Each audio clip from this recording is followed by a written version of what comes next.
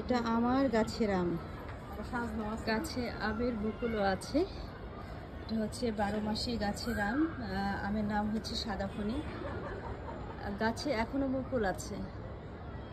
তো এটা হচ্ছে সাত বাগানের ফলন। এখানে আরো অনেক আম রয়েছে, অসংখ্য আম। এই যে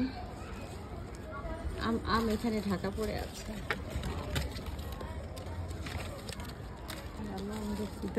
হ্যাঁ, মাশাআল্লাহ, এখানে বেশ আম ধরেছে।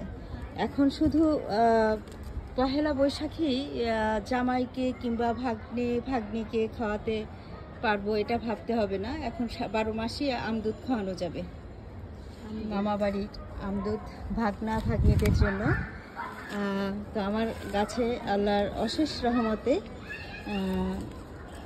মোটামুটি বেশ ভালো ফলন এসেছে আমের।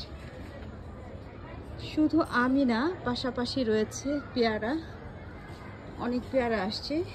এই তো মাশাআল্লাহ, এটা হচ্ছে ব্যারিগেড পেয়ারা। এই ব্যারিগেড পেয়ারার মধ্যে হচ্ছে টুকটুকে লাল। আর এই গাছটাতে 2 ধরনের পেয়ারা ধরে থাকে সাধারণত।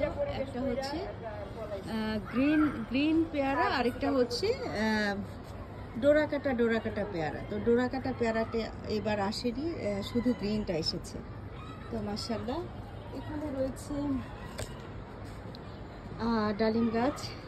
লেবু গাছটা দেখতে পাচ্ছি না, লেবু গাছে অসংখ্য লেবু আছে। এখানে রয়েছে ফুল গাছ। এটা হচ্ছে বেলি ফুল, একেবারে হৃদয় হরণ করা। তার পাশাপাশি রয়েছে কাঠগোলাপ। বেলি ফুলটা না সুন্দর। হ্যাঁ,